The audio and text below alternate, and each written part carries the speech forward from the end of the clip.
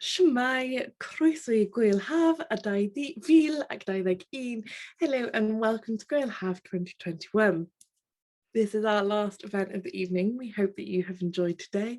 If not, you can always catch up on Fionn Petch, Mena Elvin and Edwige René Dro at your leisure. They're all going to remain up on our YouTube.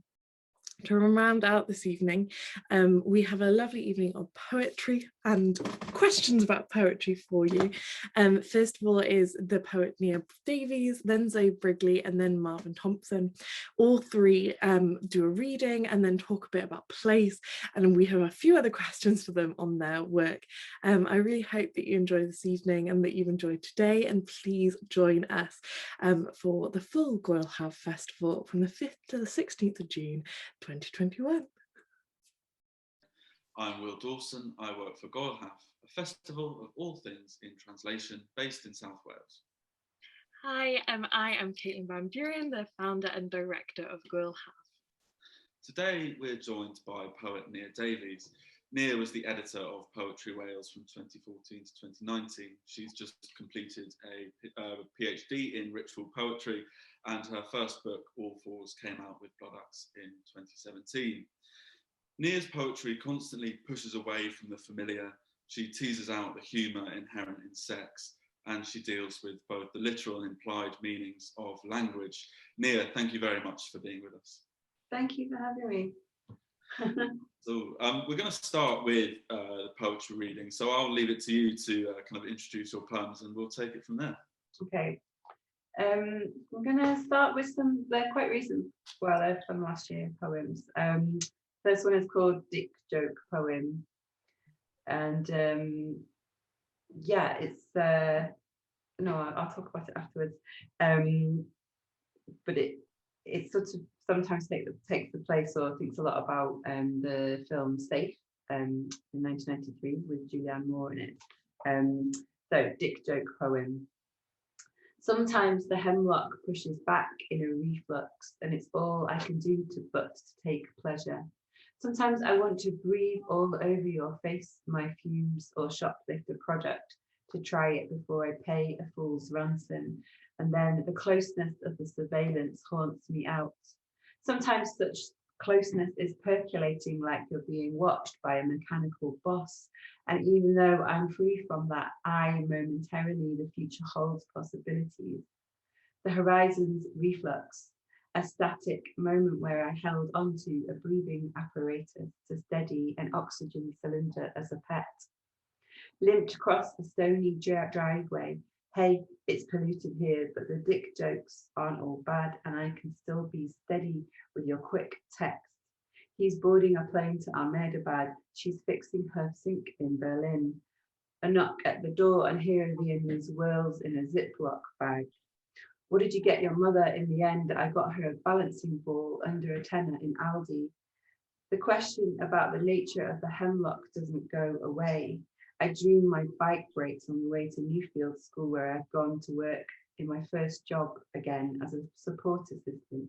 And now I'm late and the broken bike gets stolen on Carthenor Road, which is the wrong side of the hill. A classic angst dream, which has an interesting backlash to, oh, you're so sweet, you want to volunteer for us.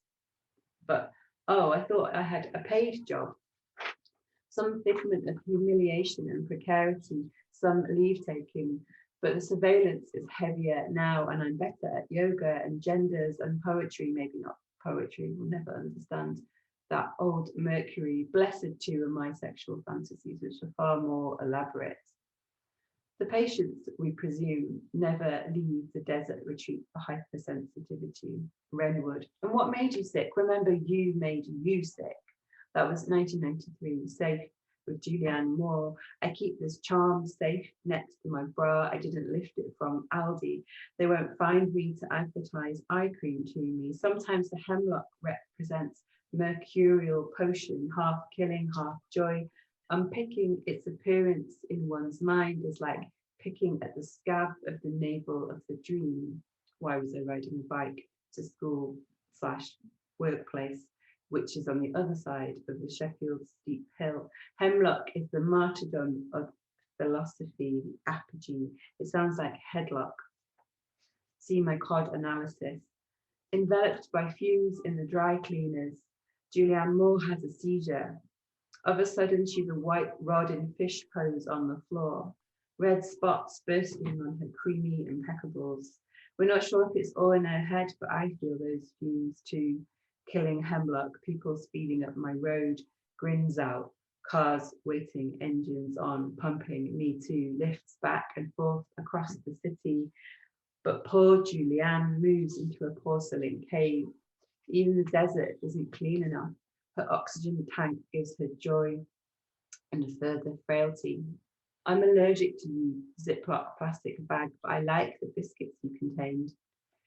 Before this, the poem had a figment of the socio-cultural, something about my desires since the age of 14, something about difference and posh people and not posh people. It clustered around the word socio-cultural / economic. It had a sad feeling of a poem becoming a poem about poetry, as in poetics. It's sliding from me, so I will leave you with Julianne Moore's complexion. Its transfiguration from glow, the kind of angelic substance of painters, to lesions and sunken red raw tissue, still pale despite the red. How her sociocultural band loosens as the illness provides new identity, subjecthood. She limps back from her husband's shirt, toxic, and the poem is over. That's actually the debut, the public debut of that poem. Oh, thank you so much. I wanted to clap, but I also, wanted to. Anyway, I'm also going to show another poem, which is a visual poem. So I'll just try and get into it now. So this is thinking about ritual poetry. This is Papa Scott on Penllyn, and that's a labyrinth that we made on the beach, me and my family. Okay. Yeah, so this is all the family I got them to come into the labyrinth, walk into the labyrinth, and then leave an offering or something that was meaningful for them in the middle, and they accidentally made a poem, which is here. But it's accident. So I was interested in this idea of place making in poetry, in the word, and making poetry active and collective. So this is an attempt at that. It's called Ysgol Drysfa. I'll just go back to the beach one. Okay, so I'll stop sharing that now, come back, and I'll just read one short one, hopefully, which just takes further the kind of idea of ritual and poetry. And the place in this poem is Paviland Cave on the South Gower, where they found there's evidence of the earliest burial, the evidence of the earliest ritual burial, the Red Lad of Paviland, used to be called the Red Lady, so has two genders, or several genders.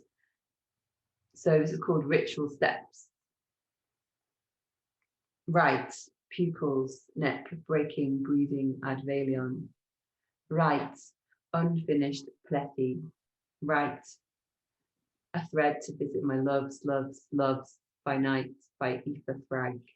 Right, collapse into a new language, incant, enchant, on private wards against death, against debt. Right, for the opposite of alienation, an escape in the likeness of an otter, an arrival in the likeness of an otter.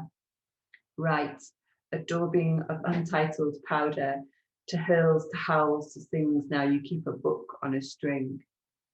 Right, a social rhythm for decades, for seconds, for the cuckoo. Right, the precarity of a breathing cycle, its passage. Right, a dedication to the dying. Right, you want to change or rest or a continuum.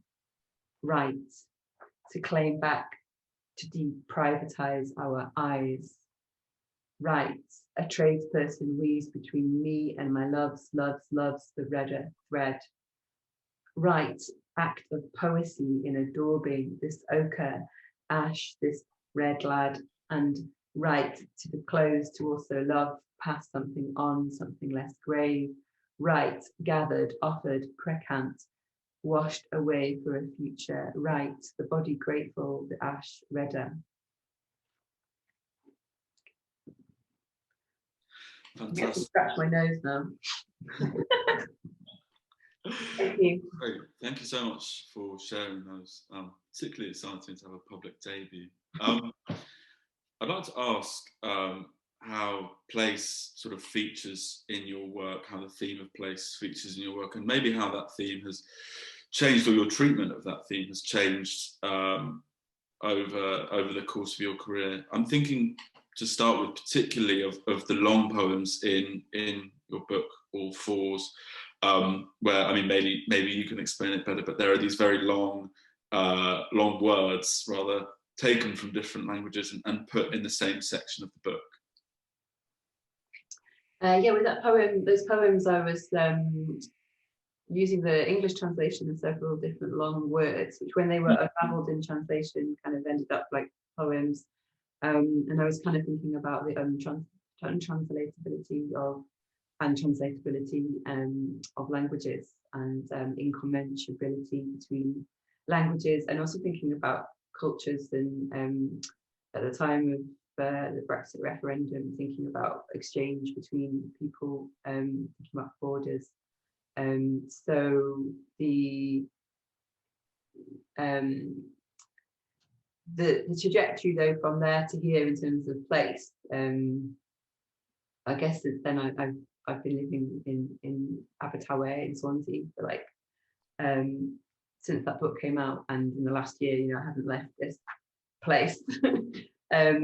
So it's been really interesting, actually, when you want to talk about, when you mentioned talking about place, I was very interested in this idea, because we've been kind of in one place, and so we're kind of digging down. I've been digging down closer and closer into the minutiae of place, and that's kind of what ritual practice that I've been experimenting with helps you kind of really you draw thresholds around a space, and in that space becomes much more powerful than it ever could be, because your attention is really deep in it. And I think that's kind of what's been happening here in our places, this micro attention to place. So that's on the one hand happening in the material world, but in poetry you can be in several places at once, and you can and often in like the first poem I was thinking,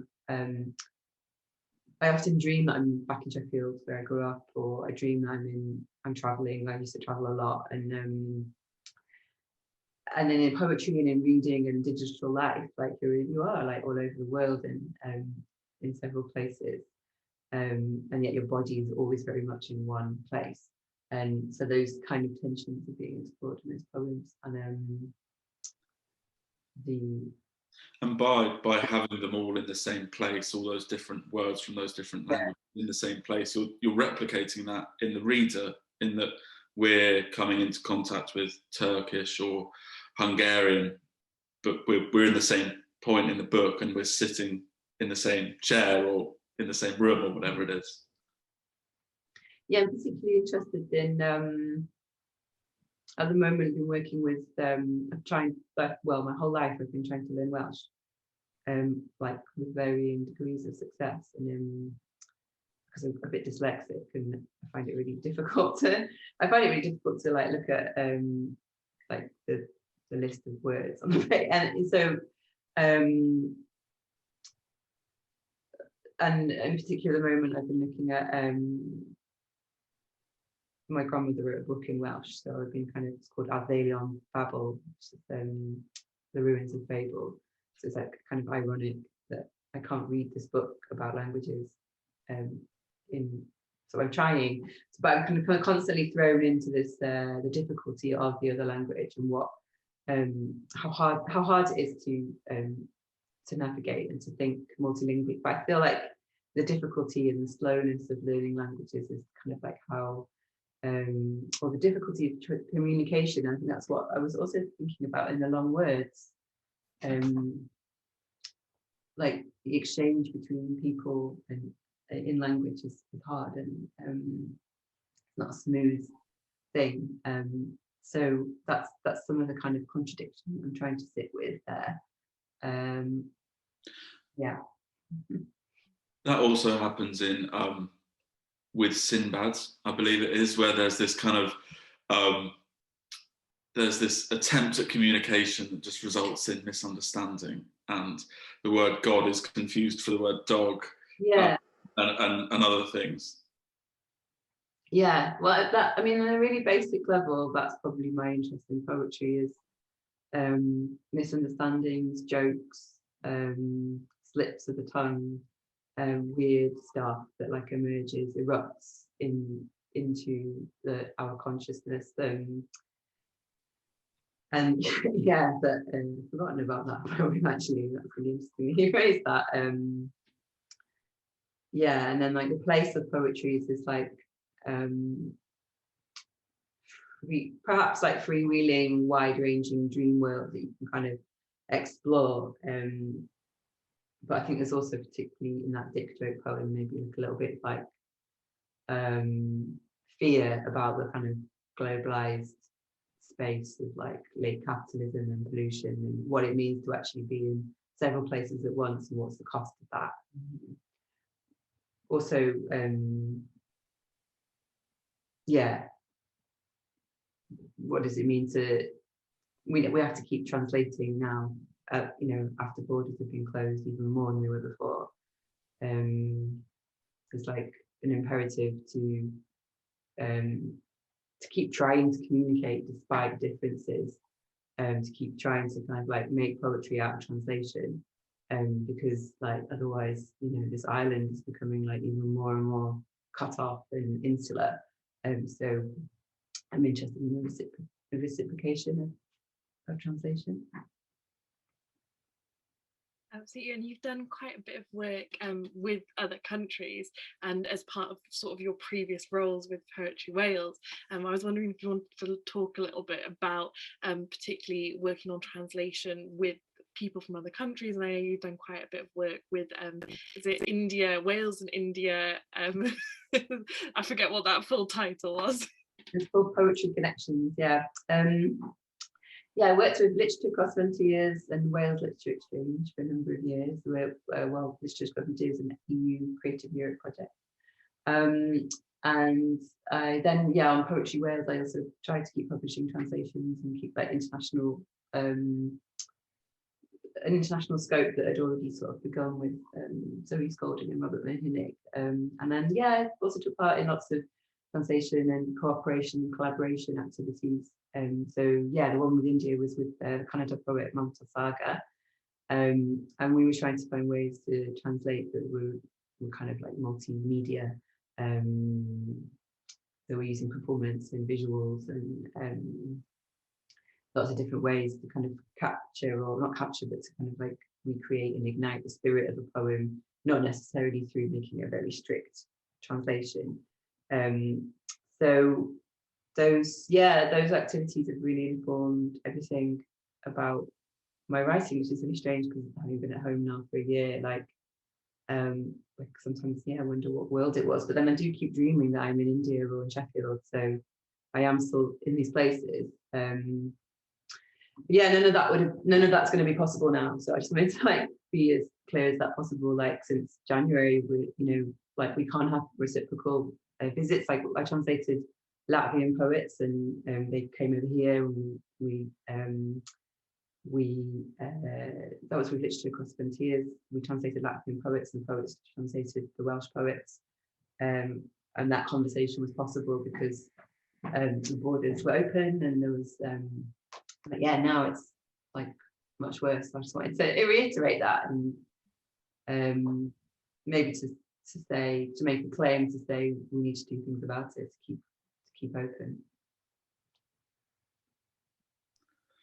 Absolutely, I think you do that in your poetry as well. So you bring the world in a little bit through. There's this kind of ensemble of folkloric characters. You know, you've got Baba Yaga, you've got Orpheus. There's mythology, there's folklore, and you seem it seems to be actually an inherent part of your poetry is to sort of look internationally, to look broadly. Yeah, well, I think I think that's like the reading life is like, when you read, you're kind of like, this is the best thing ever to, I mean, we're so lucky to in this medium of literature in the pandemic, that we can still access all these kind of worlds through like books and poetry and performance online. That's like been like completely like life-saving for lots of people, I think. And the folkloric people in those poems in all fours, it's really interesting to kind of revisit that, because I think it's something from my childhood, from being kind of I was like told stories from all over the world when I was a child, and I was like, I had this like amazing kind of like imaginative life. And I think those things are still kind of embedded in my imagination now. And yeah, after this, actually, I'd like to go away and read some more stuff by some of the poets that you've got on today, and yeah, just be like reading. This is like really simple answers to the questions. We love reading. Yeah, absolutely. I think it feels like we've barely got going, but I think that's all we have time. Can I jump in just one more question? Yeah. I thought it was so interesting that you mentioned about comedy earlier, because a lot of those folkloric characters are very tragic in their original versions, and you actually quite often like bring in comedy, and that's a delight to read. And I was wondering, like, what motivates you to do that? I'd love that. That's great to hear. I really I really admire anyone that comedy as a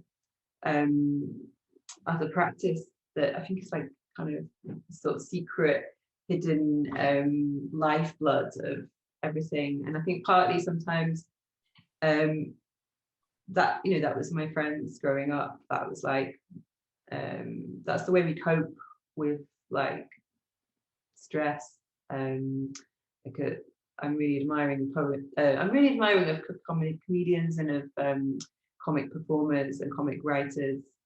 And I guess with me, if I can focus on the pun, if I can do something like that's great. I can't, I'm not yet at the stage of being able to like be a full-blown comic performer. That would be like amazing. But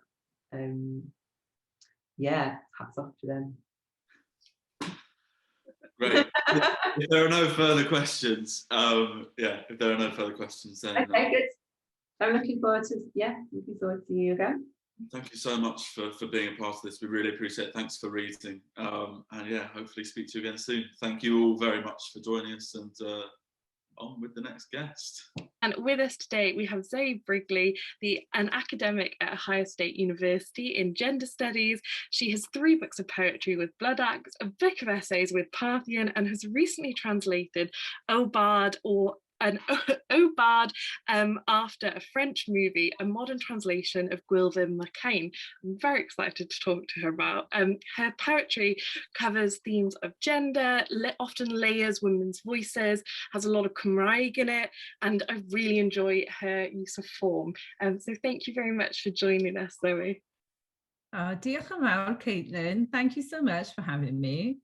I really appreciate being here with you, and I'm just going to start off by reading a poem and a short non-fiction piece, and both of these I think are about exploring something which is very dear to me, which is thinking about eco-justice. And eco-justice is really about thinking, how do we relate to the natural world, but also how do we relate to each other?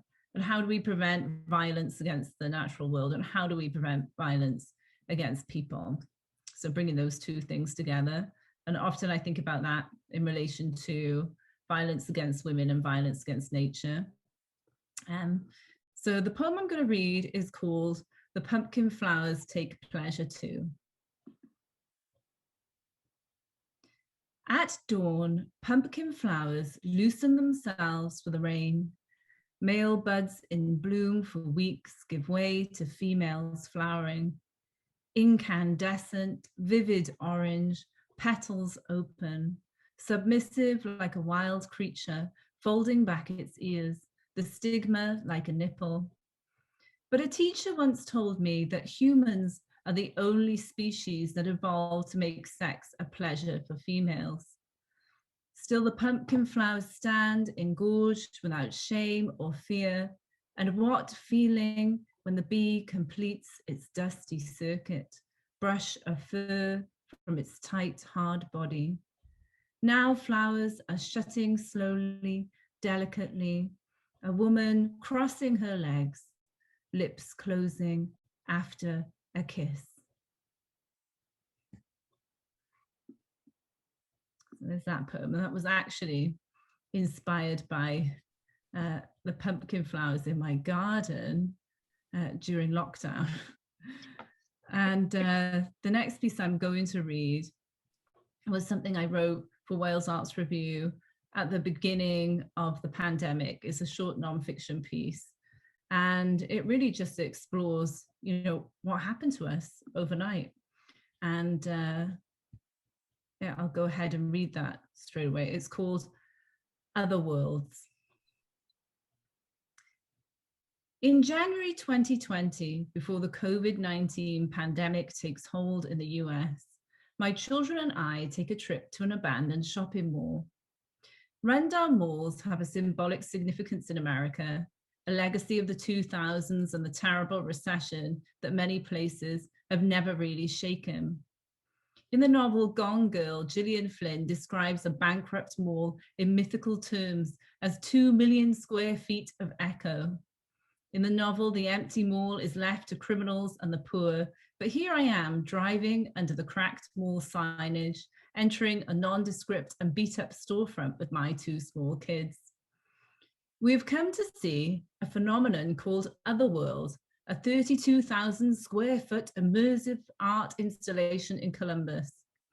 The blurb on the website promises mysteries unfold as you explore over 40 rooms filled with large-scale interactive art, mixed reality playgrounds and secret passageways.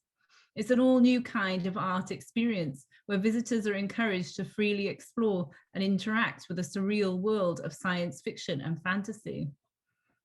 The day I visit with my kids, I have a hard time getting the eldest inside. The entrance is a David Lynch-style corridor hung with red velvet curtains, but once in, the children soon get into the spirit of things. They climb into a huge red mouth, burrow into the belly of a hairy monster, and find inside it a beating heart. There's a room with mirrors where we are refracted and reflected 100 times, a room where opening a coffin turns the light from sepia to technicolor, a room like a mad scientist laboratory. We fly through the corridors, the twists and turns, test the limits of the 32,000 feet. But while the children play, something bothers me. In one room, a plastic tree unfurls at the center. In another, stars glimmer on the ceiling, while in another, fish are projected on the walls. These are the rooms I like the least. What are we seeking in these human-made replicas? The children seem dissatisfied now. Is that all there is? Asked the youngest as we take a turn through the rooms for the 3rd time. Whatever pleasures there are in lights, colors, and mirrors, there is something superficial about it all. And I can't help thinking of the site's former use, probably a department store in its prime, jewel of American consumerism and high capitalism. But what is it that we are being sold here with all this spectacle? When my husband picks us up in the litter-strewn lot of the empty mall, he asks me how it went, and I tell him it was amazing, magical, fun. What I don't mention is a nagging feeling. What I don't say is that something about Otherworld is ultimately unsatisfying. Fast forward to March 2020, and we are in lockdown in Ohio. I read the news anxiously about potential social distancing and my family in the UK. I lie awake at night thinking about older relatives at risk back in Wales. I'm relieved when the lockdown comes to the UK too. In the US and UK, we are forced to stay in our homes, only leaving for trips to the supermarket or daily exercise in the local area. But when the lockdown comes, when social worlds are closed to us, something strange happens. The British newspapers print photographs of queues of cars in the Snowdonia National Park, and UK beaches are bustling despite the lockdown. The first weekend of the lockdown here in Ohio, we drive to a local lake that's normally a quiet spot, but we turn back from the main car park because the lot is overflowing with cars. Further down the lakeshore, we find a quiet place to park. At the lakeside, a group of people gather despite the warnings to be baptized. A white man in a baseball cap lowers them one by one into the murky water, shouting, "In the name of the Father and the Son and the Holy Ghost." Through his binoculars, our eldest kid watches crowds of people walking across the dam to see the views. What is this logic? How strange that the first instinct of many is to visit spectacular sites of nature or holiday spots, despite the warnings about social distancing. I remember the visitors to other worlds charging around the dark interior, demanding to be entertained, circling around the same rooms over and over again. Are we making nature our immersive experience now that places like other worlds are off limits? Now the circle closes, to flatten the curve, we stay in our local area on our daily exercise, forced to examine unspectacular paths and everyday hedges. But is there something we could find there, something more nourishing and less superficial? The ancient Celts believed in an other world.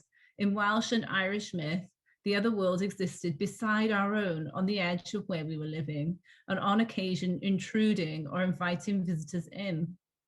The hero would find a ball of silver thread rolling away into a mist that would be a portal to a world that was not our own, but filled with the things that we like to forget or ignore.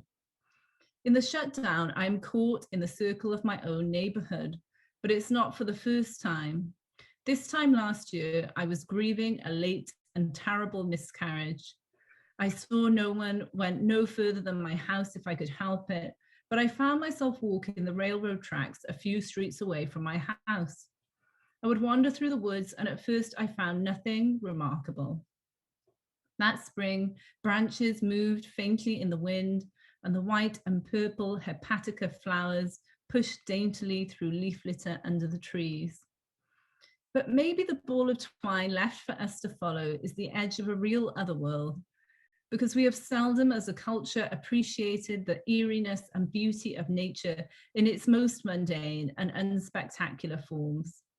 When I was grieving and walking in the scrubby woods last year, I felt a sudden relief when a thought struck me that even here, everything was animated and lit with an eerie beauty.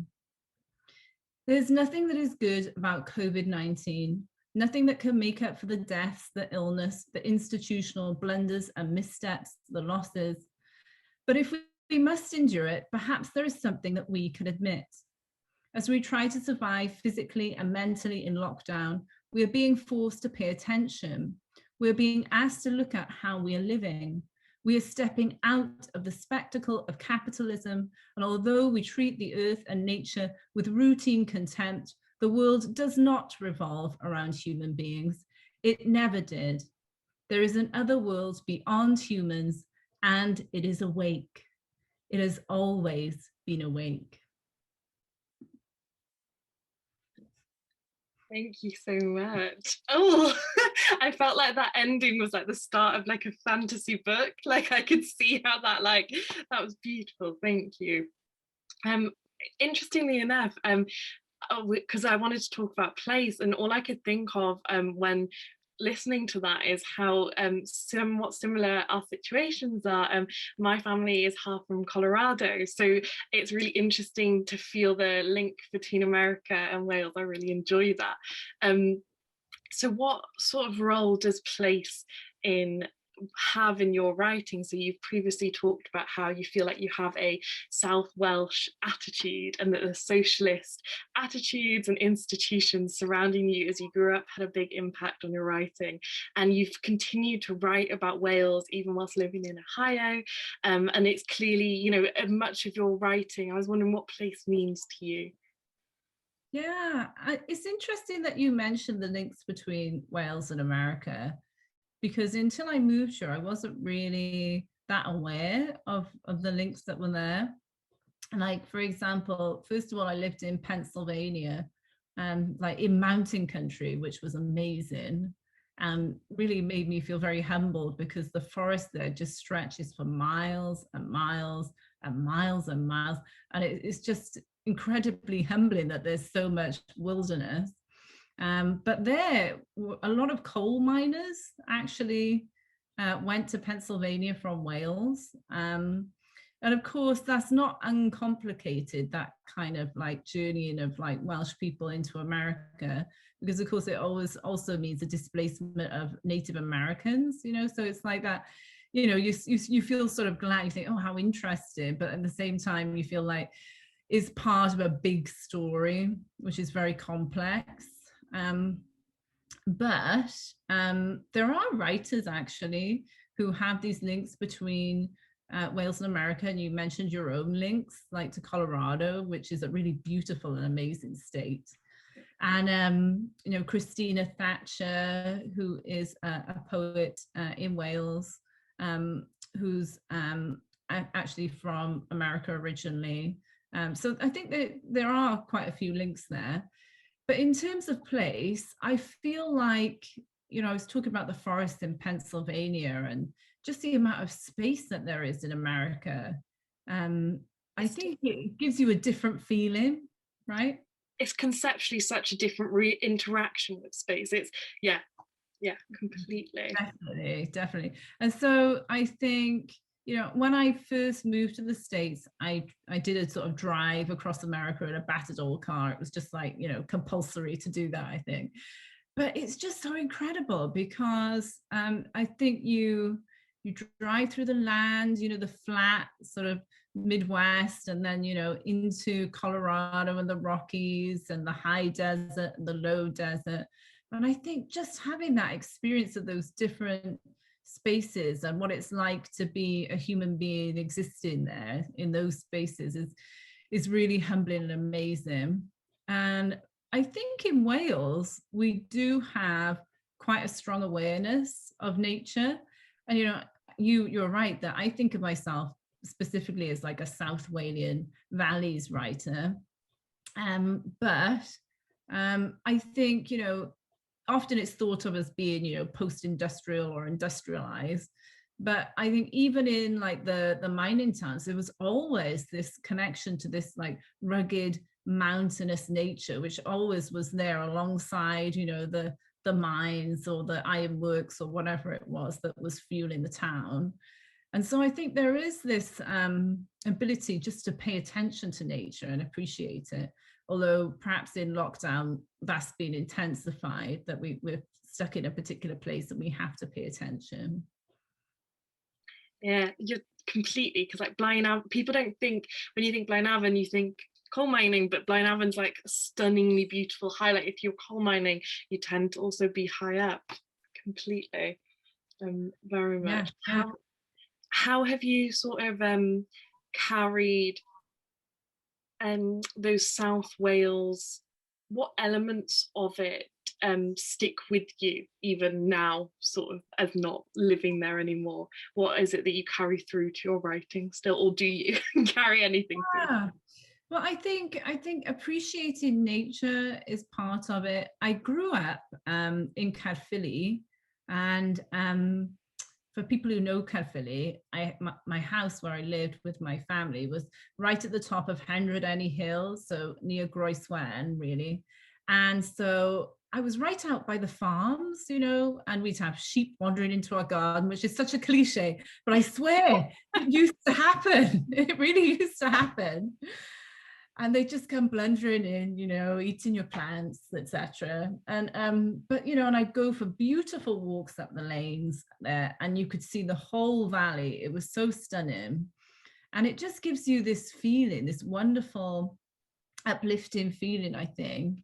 And it took me a bit of time to get used to it when we moved to Ohio, because relatively it is quite flat in comparison. Great Plains. Yeah. I mean, it's sort of, you get just the tail end of like the Appalachians and coming into like the eastern half of the state, but like the western half is completely flat. And it's just a different way of being in space. And I think there's a lot more attention actually to clouds and sky, and to what's going on with the weather. I feel like you just kind of exist differently. So if you're in a valley, which actually feels quite comforting, I always think valleys are quite comforting, that kind of scooped out kind of feeling that you get like living in a valley is quite nice. So it did take me a bit of time to get used to it, but I have got used to it now. I like going home though. And I think the other thing, of course, that I really carried with me were family values. So my grandfather worked at St. John's Pit in my stag, and he was a self-educated man who was like a real advocate for education. So my mother was the first person in our family to go to university. She went on to become a teacher. She's a writer herself. And he was also like a socialist. And, you know, everybody was in those days in the valley, that they all had these very strong socialist values. I remember my mother used to be tutored by an old coal miner who lived down the street, who was an old communist, you know, so it was very, very left wing, and it was very much about social justice. And I guess I took those things with me, that I feel like we have a real responsibility with whatever privilege we have to try and help others. So I guess I took that value with me. And also my grandmother was a very kind of fiery and outspoken person. I'm much milder than the other women in my family. I often feel that they're much more fiery and outspoken than me. And so I guess I feel like I have a lot to live up to. She passed away last year, which was really sad, in circumstances which were exacerbated by COVID, really. And you know, I sort of feel like, you know, all the kind of wishes and aspirations of your family, when you come from a working class family, you take them with you wherever you go. It's interesting to hear you speak about the differences and also the similarities between sort of Wales and Ohio, because something you've spoken about before is you're drawn to a kind of melancholia, maybe a kind of mournful themes almost, but actually in your work, and I'm thinking particularly of The Secret, you apply those to you know, the sadness and the kind of horrors of colonialism, for example. They're the same themes that you've kind of picked up in Wales, but through your writing transport elsewhere. Yeah. Well, this is the interesting thing, that one of the things that I am interested in exploring is the complexity of like how we exist in the world. Because of course, like in Wales, I think sometimes we just like to focus on like the positive parts, which are the very kind of like the socialist, social justice values. But of course, you know, we are part of Great Britain, and like there were like Welsh people who quite enthusiastically took part in colonialism. Like Marvin Thompson has written a lot about this, and the wonderful film that he made about the plaque in Brecon about the slave trader, which it was just disgusting that someone like that was being honored. And I'm so glad it got taken down and that he wrote about it and made that happen. So I think it's quite a complex place that we exist in the world. And in The Secret, I sort of I traveled a lot in Central America, and I was just exploring and thinking about a kind of debt that I felt like we have as, like, white people in a developed country, and to just sort of like lift up the voices of other people. And that can be quite a difficult thing to do. But one thing that I always feel is important is to break down this binary which says, oh, we are the civilized world, and you in those developing countries are barbaric, that kind of Orientalism. And that's what I was seeking to do in that. And also, I think I was also writing about Central America because I often find myself looking for women who've led bold and uncompromising lives. And in that book, the first book, I was really looking, first of all, at a mythical character, which was Blodeuwedd, the woman of flowers who rebels and refuses to be given to the man she's made for. And then, in Central America, La Malinche was the woman of Hernan Cortez, who is, the things that Hernan Cortez did in Central America were absolutely like beyond the pale. And, how did she survive? She started off as a slave and then ended up being his woman. And, sometimes she's thought of as a traitor, but I just see her as someone who was trying to survive. And I wanted to tell her story a bit as well. I love how my next question was, you've already answered, because it was about the layering of women's voices. I feel like very often you are layering poems that feel like they're in your voice or someone similar to your voice, and then with these mythological or folklore women or real women from history. And I feel like that creates such a myriad of sort of women's perspectives, and sort of what drives you to do that? Yeah, that's an interesting question. And I think one thing that's important to me is to try and promote the voices of lots of different women. So not just like white middle-class women. And in the recent book that I wrote, Hand and Skull, what I tried to do, that book is really about processing trauma, trying to come to terms with trauma related to violence against women. And so I had my own personal stories that went in there, but I also wanted to weave in like the stories of other women, and to sort of say, well, this is a personal story that happened to me, but it happens to all kinds of women in different situations and in different contexts and different ways because of their specific experiences. So, like there were stories of violence against women from America and from Wales, and also from India. And again, in doing that, I was also kind of saying, it's everywhere. So we can't sort of look at other countries where bad things happen and say, oh, well, that just happens there, because it happens here in America and the UK. And also trying to lift up voices of women who are very marginalized. So there is like a little bit about a story that I read from a trans woman, for example, a kind of trying to speak to groups that are particularly marginalized and experience like high levels of violence. So, and women of color as well, who experience violence disproportionately. So I was trying to think about all those things. But there are other voices of lots of women as well who just inspire me. And I feel like sometimes we need that. We just need to look at these like bold, uncompromising women, and it gives us strength, it gives us powers, whether it's like Georgia O'Keeffe or characters from books or myths. Yeah. I love that one.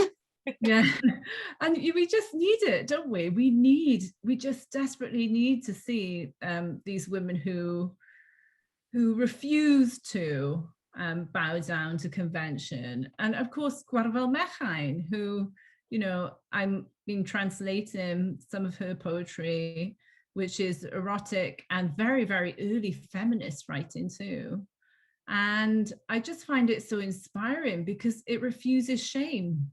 It writes about women's bodies in a really frank way, and it refuses to back down or to it refuses to like have that kind of shame which is often projected onto women as they're growing up. So I feel it was really liberating working with her, as well as even, you know, and as a medieval poet, it's incredible really to find these poems, and I'm glad I did.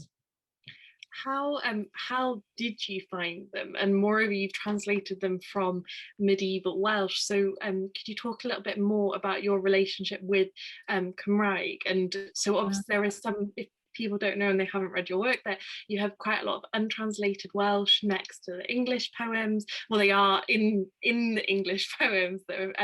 You also, how did you find translating Gwyl Haf? Yeah. Well, you know, the funny thing is, I first read Gwyl when I was about 20. I remember reading it and thinking, wow, because it's really frank and like some of the language is quite surprising. And but you know, I think that I couldn't have done this when I was 20, that I wasn't ready for it. But I think when you're young, you're still sort of bound up a lot by people's expectations and conventions. As you get older, you just start not caring about any of that. You just don't care so much. And so I came back to her again, and I thought to myself, I'd just written this book, which was all about processing trauma. And I thought, wow, wouldn't it be amazing and healing to translate this poem, which is Ode to the Cunt? Because, you know, it's such a maligned part of women's bodies. You know, it's mystified, you know, it's not shown, it's taboo, it's scandalous. And I thought, gosh, how healing it would be to just take this and write a new version, which was like up to date with the language that people use now on social media. And, you know, think about, you know, if Gwyl was writing this today, how would it be? And, you know, my own relationship with Welsh is that it was something I studied in school, and I studied it up to A level, and I was very successful at learning it. And, you know, part of me wishes that I'd gone on in university to study Welsh, but I had to make a decision about whether I was going to do a kind of creative writing degree or a Welsh degree. And in the end, I decided to do creative writing, and that was very wonderful. I went to Warwick University, and it was a brilliant experience and very, very helpful. But of course, you know, I do feel sad about the Welsh because I hardly speak it now at all. But, you know, I try to stay in touch with it by reading poems and translating things. So, you know, that's how I try to keep it alive. And so, you know, when I found more Gwyl poems, I read all the poems I could find and all the translations I could find. And there are some wonderful ones already by Katie Grammich, who really set the standard for the translations of Gwyl. John Stone, and there are other like Welsh poets who've translated it as well. But I just felt there was room for something which was really up to date in the language of the 21st century. And so that's what I worked on with that. And I've been really delighted. It was really liberating to do that. And something I've said to like young translators at an event I was at recently was that it can be really liberating if you can find the right poet to translate. Absolutely. So just as we sort of come to our end, and the Gwyl Haf poetry is, like you say, it's not just a new translation, it's a modern translation. So if anyone wants to buy it and have a look at it, the links are all down below. And I just wanted to round up, you've recently made a video for International Women's Day. So I wondered if you wanted to talk about that, and I can direct people there. Oh, that is so kind of you. I really appreciate that, because yeah, that was something that I started doing. I had an idea for it. I started doing it when the pandemic began, and it was partly as a tribute to my grandmother who passed away last year. It's me and my mother created a film which has been released on YouTube on International Women's Day. And basically it was trying to think about motherhood, because something that has been very healing for me as a woman has been motherhood. And yet at the same time, it's so complex and so difficult. And we have so many feelings as mothers, so many projections that are put onto us, so many expectations that we have to live up to. And so I wanted to really explore with my own mother, what those expectations were and how do we deal with them. I myself, as you probably heard in the piece that I read, had a lot of problems and difficulties having children. So I had 4 miscarriages, which is very hard to process as well. It's not something that someone ever prepares you for. We don't get education about that as young women, that this kind of thing can happen.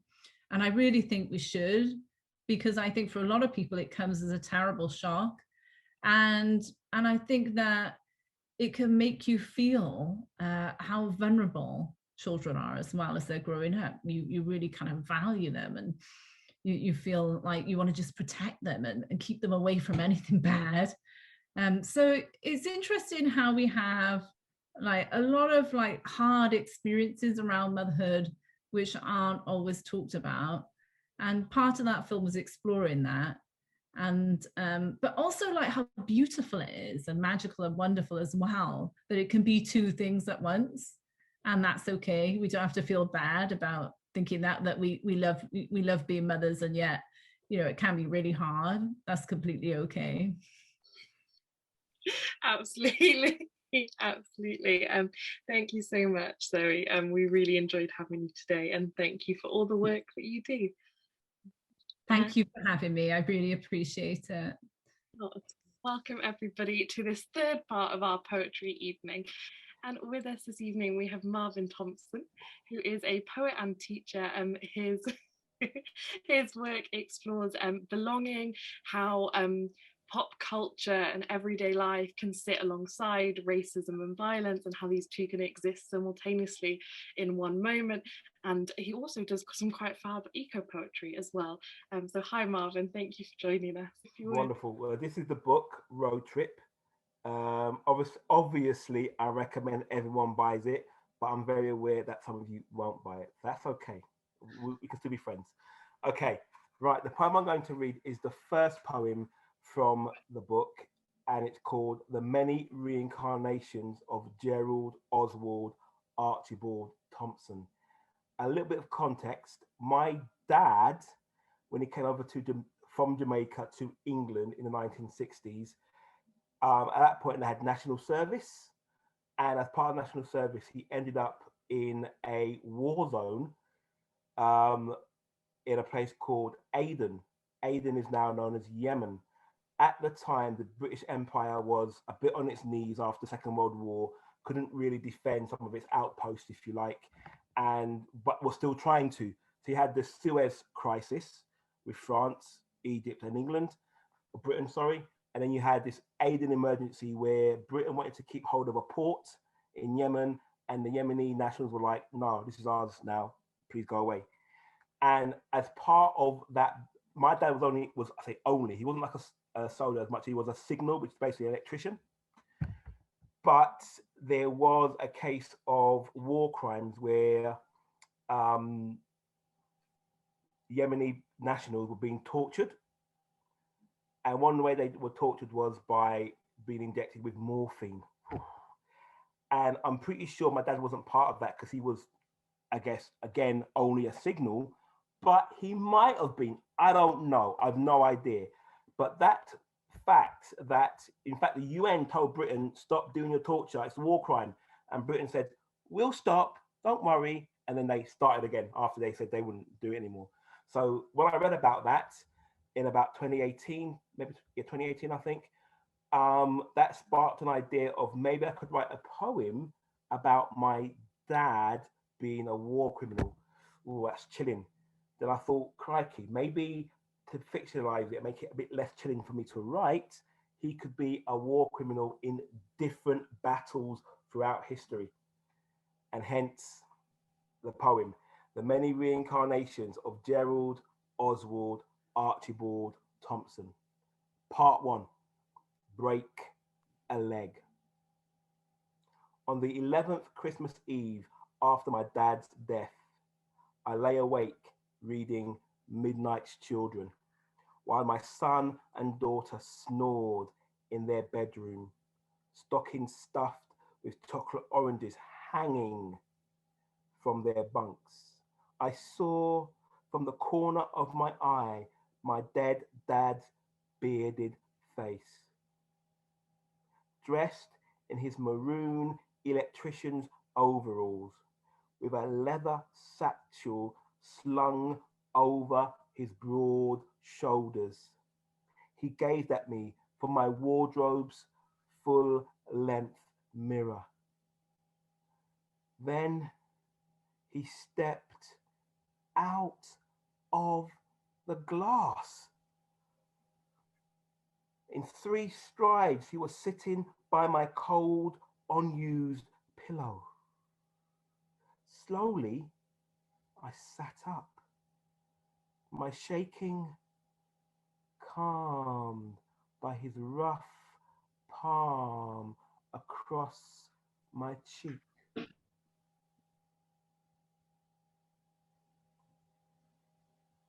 Outside, a helicopter cut through the dark as my dad began to talk about his strange past. Later, in that night's dream, I was a mare, galloping too fast down alley pally. I've never felt more scared than during that tumbling. Sitting on my bed, my dad looked oddly relaxed as he told me my first memory of serving king and country was on a sunny Monday in Manchester, 1819, when I charged with my sabre and slit 3 throats. That maneuver was marred, he sighed, by my horse's fractured fibula. From his leather bag, he handed me 2 newspaper clippings as evidence of his antiquity. I've been reborn, he told me, over and over as an English soldier. As the night marched into early morning, my black dad explained how he followed the British military's bloodiest orders with a stiff mouth. Part 2, Dresden. That New Year's Eve, I sat in front of my TV, trying not to sob for a father who was gone when I awoke to drizzle on Christmas Day. As I tapped my feet to Dawn Penn, no, no, no, on Jules Holland's Hootenanny, I tried to square my dad's reincarnations with my Christian beliefs. By midnight, my mind was a haze of spiced rum and nostalgia. Childhood oaks in Ali Pali's woods formed a den, their branches reaching for the light. One August, the den became a pretend air raid shelter where I munched Bourbon creams with my bestie, Dean. We imagined blackbirds were Munich women, praying for the Red Army to run home and liberate their gulags. Both Dean and I loved the world at war and Sunday servings of rice and peas. I'd piss by the birch trees, then clamber into the cockpit of our Lancaster bomber. Dean was the gunner. Sometimes we'd play at being Danes, rowing longboats to Iceland with Irish slaves. But my memory have contorted. The blackbirds sing the din of Boer children, cramped into the white tents of concentration camps. My dad said, in that incarnation, I clean the barrel of my rifle every night while children slept, hugging their mother's jutting ribs. His equanimity seemed like honest madness until he said, I stopped telling God, enough's enough, after my 1000th kill. Now I'm numb to exit wounds and limbs left on beaches. Each dawn, lice and measles spread in the piss-stinking camps. A city of scratching and waiting. I envisioned mums who were too thin to enact the resistance they planned in their heads. Their daughter's skin would be creased by soldiers' hands. For Boer mothers, that still had strength. How many cut their daughter's hair or read John's gospel, knowing there was no Messiah?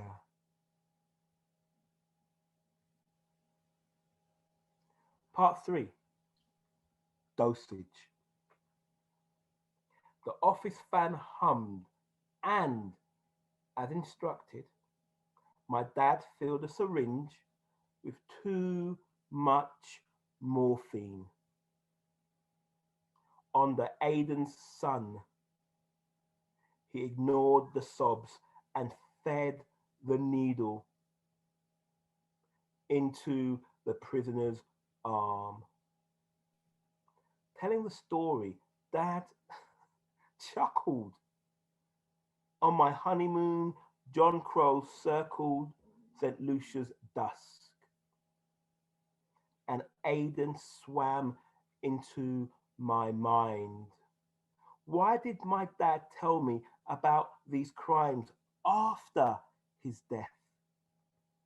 When I was first stopped by the police, he said, in my XR3i, I readied my tongue. Patois became plum and wound the window. Then I raised my hands as Mozart rose from the radio. I was going to tell them, he said, chuckling some more, that I know what it's like to prey on darkies.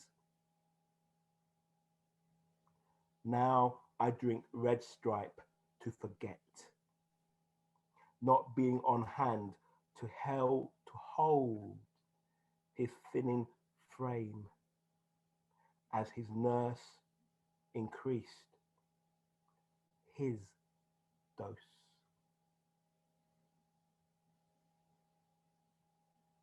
Part 4, eat your heart out.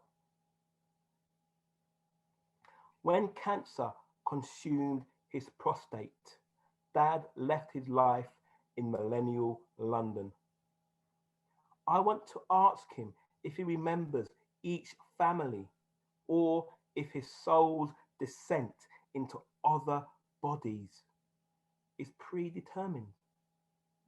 He told me about his journey through time because he knew no one would believe me.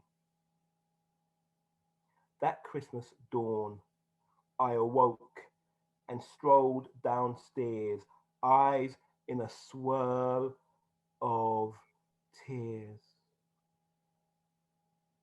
The front door mat was sprinkled with icing sugar to mimic North Pole snow. Rudolph's carrot was half eaten, and my dad was gone. He left a clipping for verification, an OXO advert from 1943. It took me 2 years to free myself from uncertainty and believe my memories. Sometimes I'm cool with the fact that his hands and his aftershave's scent have gone. Then my thoughts flow to the Bengal famine he witnessed. I want my version of him alive so he can seek redemption, sitting in the pew beside me. Maybe his soul has been rehoused in Helmand or wherever British soldiers stand with their trousers down in front of squirming bodies. Perhaps he's tearing through the Falklands in a Harrier, or on a plantation where he's chasing men, bayonet ready, into Jamaica's misty hills. I scroll through Wikipedia's famine page while munching granola. A Bengali girl looks up from my screen with smallpox sores. Her body is every human body. This morning, Dad, the Christmas drizzle is back. My garden's plum tree branches look black. And my love for you feels doomed.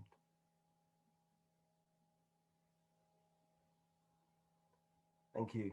Thank you very much. So in that reading, it's very clear that sort of time is a place, and time and place and space have these interlinking senses, and that also you yourself have talked about place and how that's impacted your life with your families moving to Tottenham, and then your own move from Tottenham to Wales. And I wondered if you wanted to talk about how place has impacted your writing. Right, place, crikey. Okay, so it's interesting. My parents came to Britain to well, basically because they were British at the time, and the law was if you're British, a bit like when we were in Europe, European nationals could travel all over Europe. If you were a British Empire citizen, you could travel anywhere in the empire. So they came to Britain to get a better life, if you like. And when they're in London, they actually progressively moved more middle class in the area, from Tottenham to Hornsey to Winchmore Hill. And if you know anything about, well, that's not Winchmore Hill, Palmer's Green. But anyway, the point being, their journey was from working class to middle class, which is the kind of journey, I guess, that a lot of people look to make when they come to Britain, whether you're a immigrant from, I don't know, Viking times even, to even if you're an immigrant now, maybe from Poland or the Czech Republic or somewhere else. We all come to have that journey. And when you're having that journey, place becomes important, because not only do immigrants like my parents miss where they've been before and use food and music to remind them of place, they also want to build a home in the place they are now newly, and actually think about how can they make Britain their home and something they enjoy. So place in that regard is massively important. And in terms of my writing, you mentioned eco poetry. One thing that really roots me to a place are the trees and nature in an area. So when I was brought up and living in a place called Hornsey, North London, there's a massive park called Alexandra Palace. People may have been there in terms of seeing gigs or watching darts or even snooker, but for me, it was always the greenery, the woodlands. I used to love. I'd go there with my brothers or on my own and cycle and enjoy it. And that really rooted me in that neighborhood. And also it's really fond memories. So that's one of the reasons why I really enjoy writing about wildlife and nature, because a lot of my childhood was spent with my BMX bike around nature. So that's really important to me. And I think lastly, one of the things I feel with writing, especially writing more narrative types of poems, is the fact that place helps to root the reader and helps the reader to visualize where they are in that poem, and it makes it then the literature more relatable. And that's what I'm trying to do with my poems, is to make the work relatable to a whole range of readers. Interesting. In the poem Kumkan, you write, did my parents make me Jamaican, or was I by ancestry African? And then further on, I think that there's a taxi driver branded you English and not Jamaican. And there seems to be an element of sort of personal exploration there, not just sort of on the behalf of other people, but also you're answering these questions for yourself. Mm. Well, what happened with that poem was I was interested.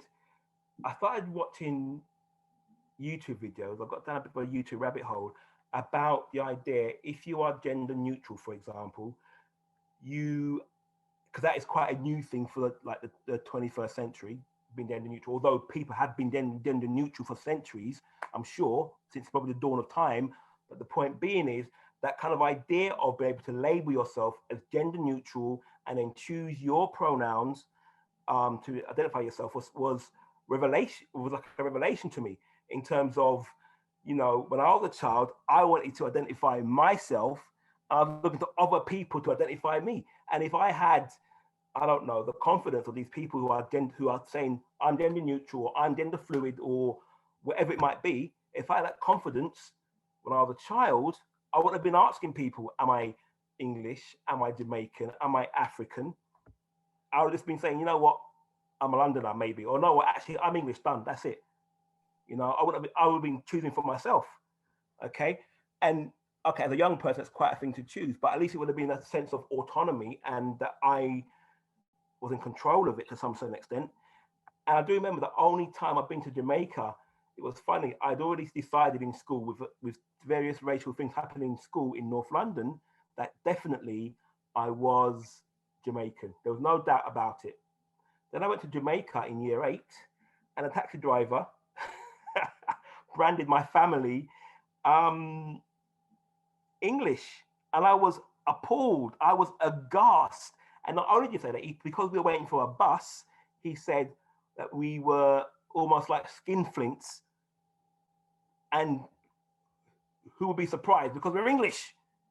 He felt we shouldn't be waiting for a bus. He felt we should be paying money to get a taxi. And this whole scenario left me completely confused, heartbroken, distraught. It was terrible, completely terrible. And that helped me to realize, actually, wait a minute, yeah, I'm English. Because I guess my thought process was this. At some point, my great grandchildren are going to be at some point English, right? Because at that point, I wasn't going to move to Wales. I was going to stay in England forever. So my thoughts were, if my great grandson was going to be English, then the one who was born before him, the generation before, would be also English. At what point do you stop being English and still be Jamaican? Could I be the first to be English from my lineage? Yes, I can. Therefore, I'm English, done. And that was kind of like my logical thought process. And therefore, I don't know, probably around about 18, 19 or something like that, I decided, yeah, I'm English, that's it, done. And it was quite interesting because when I started teaching, for example, in Tottenham, there's a large Somali population in Tottenham. And when I first taught in that school, children would often say to me, sir, where are you from? England. No, sir, where are you really from? England. No, come on, sir, come on. You know what I'm talking about, sir. Come on. Oh, sorry. I'm from Tottenham, but yeah, I'm English. And they couldn't get their heads around it. They could not get their heads around it. And partly because there's no one around them in society giving them the kind of license to say, I'm English. I may have been born in Somalia, or my parents may have been born in Somalia, but I'm definitely English. And a brown person can be English. No one's saying that. I had to find out for myself. And I think part of the exploration I've done in this book is the sense of, these are the things I had to learn the hard way. Maybe other people, especially my children, can learn it the easier way by reading my book. One poem I wanted a little bit of a topic change, but I found The Weight of the Night. I found those two parts, I found them very uncomfortable and distressing to read, and they deal with consent. And I think that a couple of the things that like stood out to me is that, you know, I don't know if I feel like the main character understands consent still, even in the context. No, yeah, I see you. Yeah. I don't know why I'm laughing about that, because that's not a good thing, just to say. No. But the way you were shaking your head, clearly, like, you know, you wrote this character is still not getting consent, and that still at the end of these two stages, he wants you to feel sympathy for him, and that's very conflicting. And that also something I sort of took from it is that because he's come to speak to his partner after a night, like a stag do, and that has somehow like led him to speak. I took that as something has happened on this stag do, that in some ways, I don't know if you intended this, but in some ways that something's triggered on that stag do, whether he was a part of it or whether he was a witness to it and an observer to it, that has maybe triggered these memories. I was wondering if you wanted to talk about that poem a bit. Well, firstly, that poem had a really interesting kind of birth. Is that the right word? Maybe not, but we'll go with birth. Two things happened. First of all, I listened to a Radio Scotland radio play, and in this play, what happens is a lady who's an ex phones up her ex, who's a bloke, and says, "Can you meet me in whatever train station?" He gets to the train station, and then she says, "By the way, I think you raped me." My God, right? And then she explains they had a kind of bedtime game where she would pretend to be asleep. And then one time she was really asleep, therefore couldn't give consent. And he didn't ask for consent, didn't wake her up. And that story ends with the idea that the bloke accepts he did wrong, feels horrified, and she says, "I just wanted to tell you, now I've told you, you're free to go." So that stayed with me for about 4 or 5 years, that radio play. It haunted me. And then I listened to a podcast, a BBC Radio 4, I think it was, podcast about consent. And what was really interesting was the idea like this. A woman could say, let's say, I don't know, if you want to like put a time clock on it, at say 10 o'clock, a woman could say, "Yes, I'm up for this completely." Or a man, whatever. A person can say, yes, I'm up for it.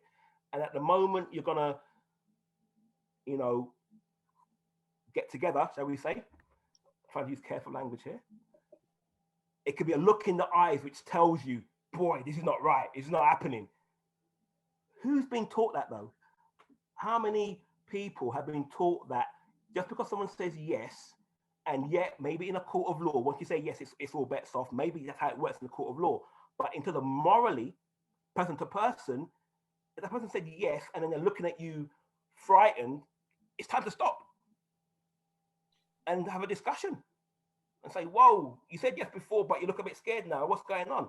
And she might go, or he might go, a bit of role play here. Come on, get on with it. Or might go, yeah, I'm scared. Let's stop. Let's talk this through. I'm not really sure. Because, and that's what I learned. I just happened upon this podcast. I wasn't meant to listen to it. It was one of the things where I had one past podcast on. I let it run through, went to a next one, and so I was just lucky to learn this. Who's actually teaching consent on that level?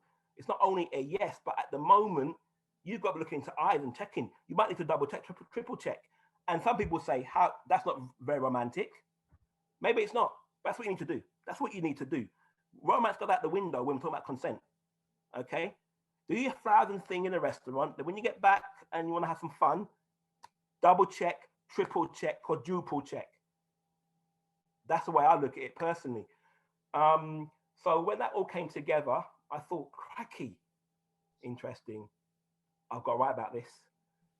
And then I was struggling to know how to write it. I wrote in many different forms, which didn't work. I've got a friend who was like my poetry mentor at the time, a complete bookworm he is. His name's Peter Stavru. And what he did for me was looked at what I'd written and gone, that's trash. Great idea, but it's trash.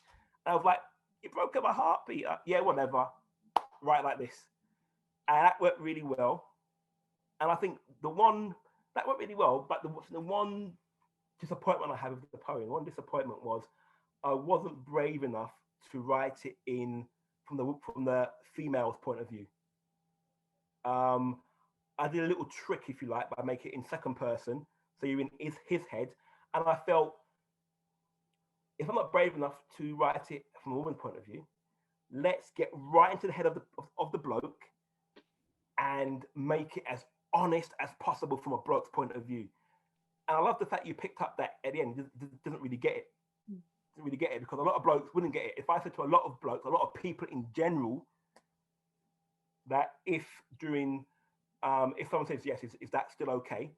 They'll say, yeah, of course. You said yes. So what's the issue? The issue is you're allowed to say no in many different ways, i.e. body language or facial expression at any point.